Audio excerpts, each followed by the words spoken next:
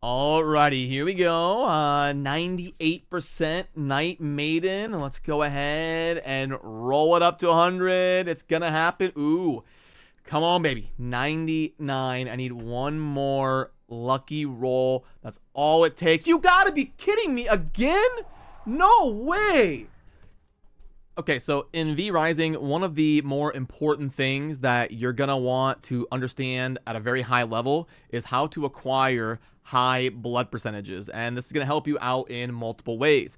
Both feeding on it for your own personal vampire because you get insane buffs by getting 100% and high percent bloods. And then also with your prisoners and your servants. Your prisoners are going to allow you to tap into that blood whenever you would like. And then these servants are going to be able to go out and farm for you even while you're offline. And obviously, the bigger the percentages, the better all of these bonuses are going to be working for you and synergizing for you on your data. And there is a resource called Irradiant Gruel that you're going to be starting to unlock once you begin progressing up into Gloomrot South and all of these like fetid pool type areas. You're going to be encountering a bunch of mutants and stuff like that, where you start unlocking mutant grease and the canisters, and you're going to be able to get your hands on this Irradiant Gruel, which exists in the game as a way for you to improve the blood percentages of prisoners that you have, but it comes at the cost of possibly killing that prisoner. So you would go up to a prisoner you have that isn't quite at 100% yet,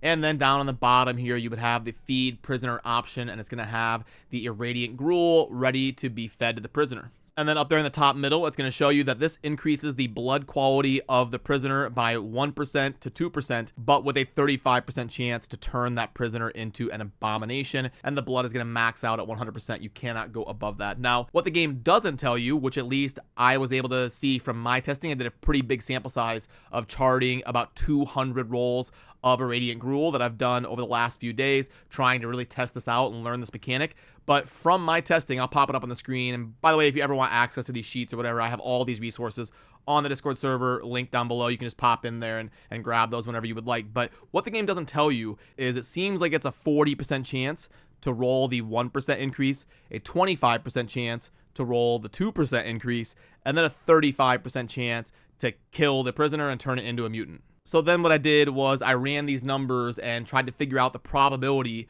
of you being able to achieve a certain percentage blood increase based on using Irradiant Gruel. So this is going to be combining both those positive outcomes, which is why it says at least 1%, because when you roll an Irradiant Gruel on a new prisoner, you might get 1%, you might get 2%. So what I do is combine those. That way we get an at least percentage towards one outcome. And your odds of getting at least 1% is going to be 65%, because that's going to be combining the 40% chance that you have to roll the 1% and the 25% chance that you have to roll the 2%. So that's why it says 65 for one. And then it's going to start scaling down from there. And as you can see, if you want to go more than 5%, you start getting really low, like down around 15%. So what the Irradiant Gruel is going to be best for is topping up some of your prisoners to help hit those important thresholds, which means it's also going to be very important to understand how blood exactly works in V Rising. So if I mouse over my blood here, you're going to see that I've got the 5 different tiers of bonuses,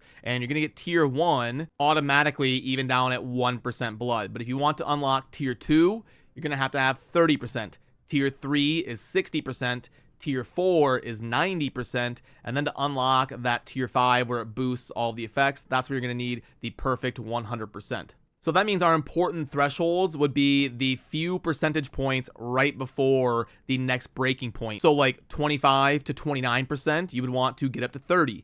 Then at 55 to 59%, you would want to get up to 60. At 85 to 89%, you would want to get above 90. And then if you're in between 95 and 99, you would want to be going for that 100%. And I would say if you're more than 5 away from that next breakpoint, it's not a situation where you would want to be wasting Irradiant Gruel and just throwing things away. So that means, honestly, the most valuable prisoners to capture would be the ones that are close to those thresholds. But once you get above 90, really all of them can be good to have, because even having like a 91%, you might not have a good chance of getting that 91% up to 100, as you can see, a +9 is going to be only a 6% chance.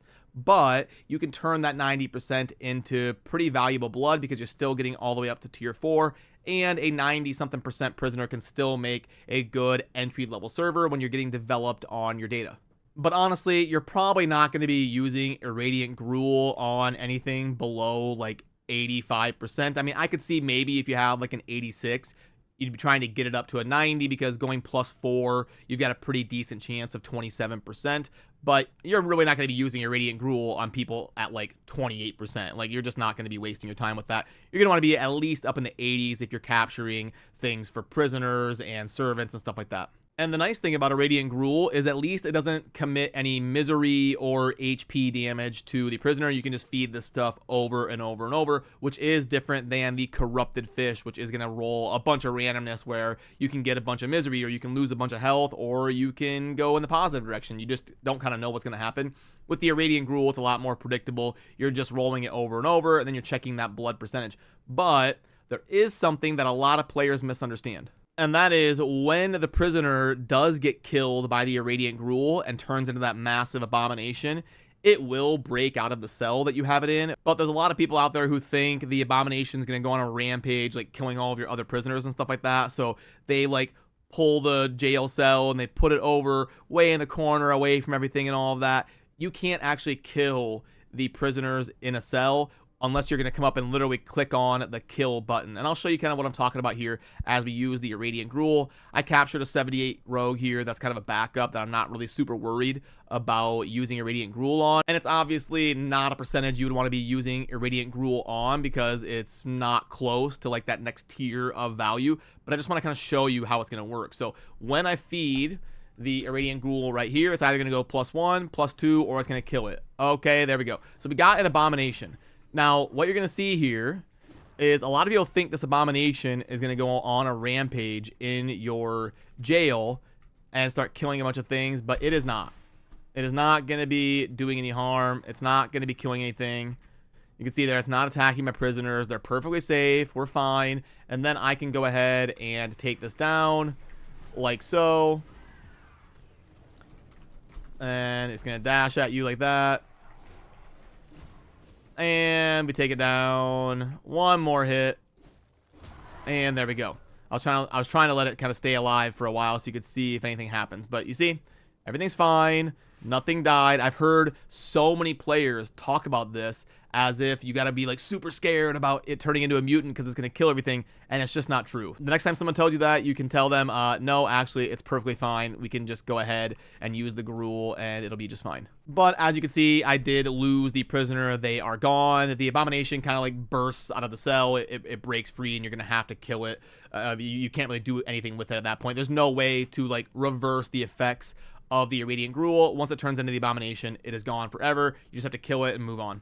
And I'm also going to work on doing a lot of testing here for the corrupted fish and get you some data on that as well. So make sure to subscribe and not miss out on that, because the corrupted fish is going to be another mechanic you can utilize to get up to 100, but it's going to be a little bit more complicated and it's going to take a little bit more of an explanation on how it works, but that video will be coming soon as well. So yeah, good luck on your grueling, and just let me know on Discord or down in the comment section if you have any questions or anything like that. Have a good rest of your day. Peace.